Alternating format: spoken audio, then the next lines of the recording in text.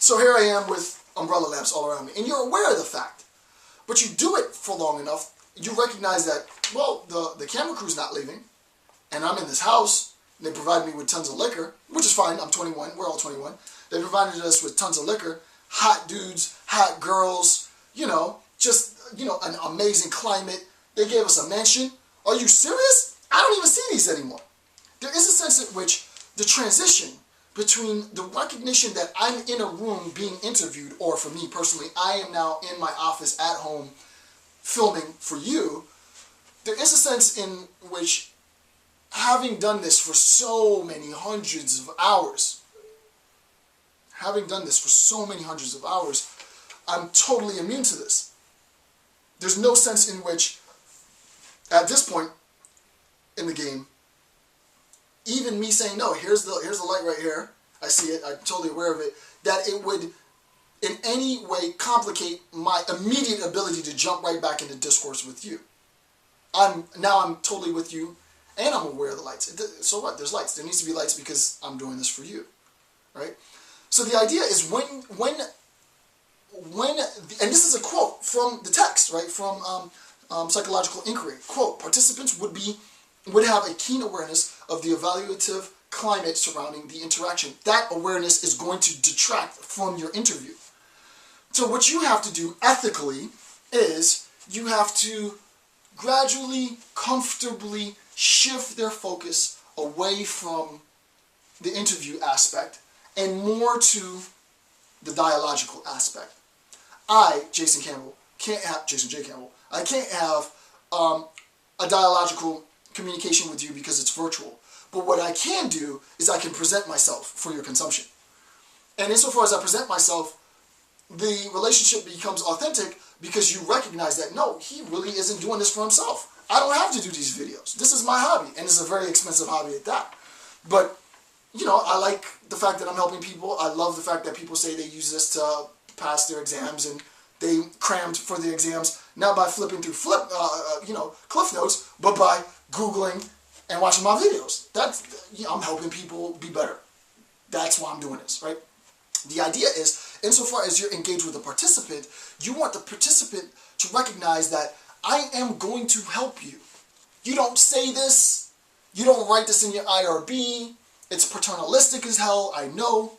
But you are going to help them. You are the type of person that has come to this point in your education where you have the ability to take their personal lived experience, to code it, to generalize across a population of people who have similar experiences and help other people understand why it is they do what they do. Why it is that they have their aversions, the anxieties, the anger, the rage, the misunderstanding, the confusion, the what have you that they have based on your research. None of this is possible without you. So when you step into that room, right? When you step into that room, you have to make sure at all times that you take command of the room and that you are leading. It's a dance that you are leading, and you are going to show the participant through your body language, through your comfort, through your ease, through your relaxation that, hey, feel free to disclose, man. Don't worry about the lights, man. The lights are just here so that you can see what I'm doing. But the lights aren't anything that's competing for my attention with you. My attention is always focused on you, right? And you have my undivided attention. Tell me your story. Let me understand. Let me try and make sense of. Where I don't understand, where I'm confused, I'm going to ask for clarification. But all of this is for you. It's not about me. I'm already good, right? My dissertation is already in the bag. My committee loves me, right? I got a job lined up, what have you, right? This isn't about me. This is about you. This is about me helping you and taking your information and helping even more people, right? Generalizability. So there is a sense in which we don't want them focused on the room, because if they're focused on the room, too much distraction, you're not going to get a good interview. So next bullet point, number 2 on page 13, reality TV actors become desensitized to the omnipresence of the camera, and their personalities emerge as a sense of evaluative awareness, right? Evaluative awareness, as evaluative awareness dissipates, right? So the second point in this is the decrease in evaluative, E-V-A-L-U-A-T-I-V-E,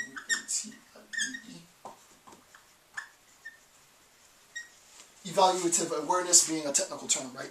Evaluative awareness is the recognition, in case it wasn't clear, evaluative awareness is the recognition that the participant has of the act of being evaluated, right? The participant has a recognition that I'm in a Q&A right now. That awareness will detract from what it is that you're trying to get to. What you have to do ethically, not through interrogation, is create a condition in which the participant forgets that they are in the process of evaluation. If you are able to do that, you get better insight into the participant's nature. You get a better interview. The examples pop culturally that I gave you with Anderson Cooper and his sort of Q&A with whoever the news reporter was that got him to open up, and it was cool to see. The experience that we had of Michelle and Barack Obama doing the fist bump, it was cool to see. Nonverbal, right? It was cool to see. Michelle and Barack was really about what the nature of this section is because it had no language in it. However, despite the fact that we couldn't see the interview in its entirety in the body language between Anderson and whoever the interviewer was, I can assure you that she was keen to Anderson's body language. She herself was projecting a certain body language in order to make Anderson feel comfortable. And I mean, this dude's he's a tier 1 journalist. Like, he knows the game. He went to school for this stuff. He does this at professional grade every day for a living. To get him to open up, you really have to be good at what you're doing. You have to be amazingly good at what you're doing. So shout out to her. And I should know who she is. I don't know her name. Maybe I'll find a link and put her name so that she gets a shout out on my little video. But you want to decrease the level of evaluative awareness. Now, I'm not saying that this is an ethical concern, right? If the participant is aware that they are in the process of evaluation, that you have an ethics violation per se. However, if the participant throughout the entire evaluation process is aware that they are in an evaluation process, then there might not be ethical violations, but you're doing something wrong. It's not comfortable. You've lost a sense of rapport, because once you've established a sense of rapport, there should be a sense in which I can step outside of this process of evaluation. I can get comfortable, I can let my hair down, let my guard down, just have a conversation with the person, right? All right, so here's a rather long quote that goes on for 2 pages. Quote, assessing the nonverbal correlates of rapport is not easy. Duh. I'm here to tell you it's not easy. This one section alone, section 1.6, itself is going to be a 2-hour section.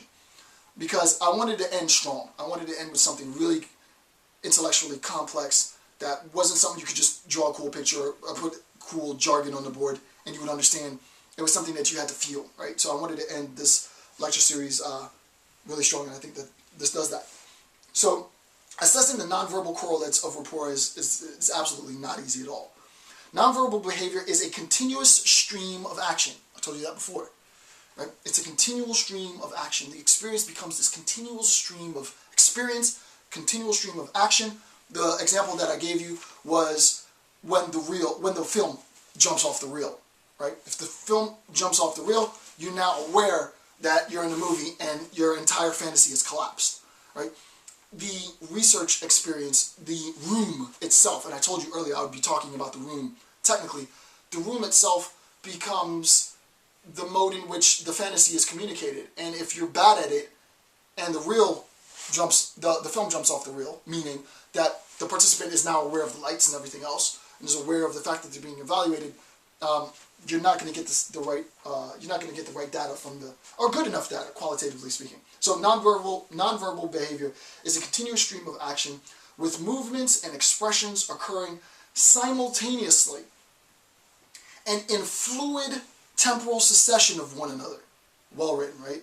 In it, there is an interplay of movement. This is important. An interplay of movement among the limbs of the body, shifts in posture, fluctuations in facial expressions, and so on. All of which I need to be very, very, very keenly aware of and identifying. I am expertly aware of it. I'll see the crease in the corner of the eye scrunch up, and you be aware that it's scrunching up, and you don't want me to see it, and I'll see it, right? You don't have to get to that level, but micro expression, right? Micro level expression. But that's more sort of professional grade. You won't need that level.